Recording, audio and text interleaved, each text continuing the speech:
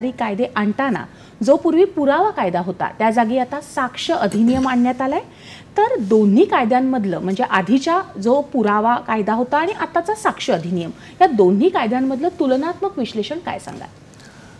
व्यापक आणि आधुनिक ह्या शब्दात त्याचं वर्णन करता येऊ शकतं, कारण आपल्याकडे जो मूळचा कायदा होता म्हणजे अजूनही आहे तो 30 तारखेपर्यंत इंडियन एव्हिडन्स ॲक्ट 1872, त्याच्यामध्ये असं घडलं होतं की दोन प्रकारचे पुरावे त्याच्यामध्ये दिले होते। एक म्हणजे कागदोपत्री असलेले पुरावे म्हणजे दस्तऐवज या स्वरूपातले, आणि दुसऱ्या प्रकारचे पुरावे म्हणजे मौखिक पुरावे। पुराव्यांचे इतरही प्रकार असतात, पण हे जे पुरावे आहेत हे अगदी अनादी अनंत कालापासून चालून आले। ह्या पुराव्यांना मुख्य स्थान होतं।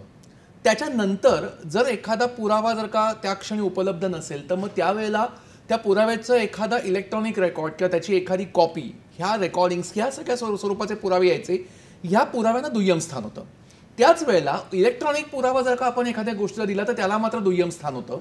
मी तुम्हाला एक उदाहरण देऊन एक विशद करतो। आता समजून घेऊन चला की तुमचं एक गेल्या 8 ते 9 वर्षापासून तुमचं आधार कार्ड आहे, आणि आधार कार्ड जर का तुमचं एक 4 ते 5 वर्षापूर्वी जर का तुमची जागा बदलली, आधार कार्डवरचा पत्ता अपडेट नाहीये तुमचा, आणि तो अपडेट नसला पत्ता अजूनही तुम्ही आधार कार्ड म्हणून देताय, तर आधार कार्ड म्हणून ते तुमचं चालून जात आहे, पत्ता अपडेट नसता तरी सुद्धा।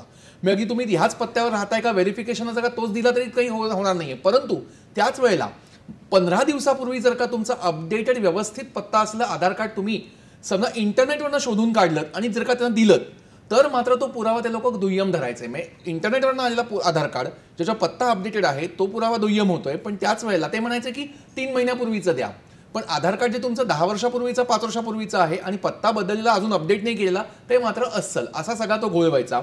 आता असं झालंय की इलेक्ट्रॉनिक पुराव्याला आता दुय्यम स्थान येणार नाही। इनफॅक्ट त्याच वेळेला जो पुरावा इन्फॉर्मेशन टेक्नॉलॉजीमधनं आलेला आहे, जो पुरावा सेमीकंडक्टर मेमरीतनं आलेला आहे, त्याचं आता स्थान जे आहे ते आता पहिल्या बाकावर आलेलं आहे।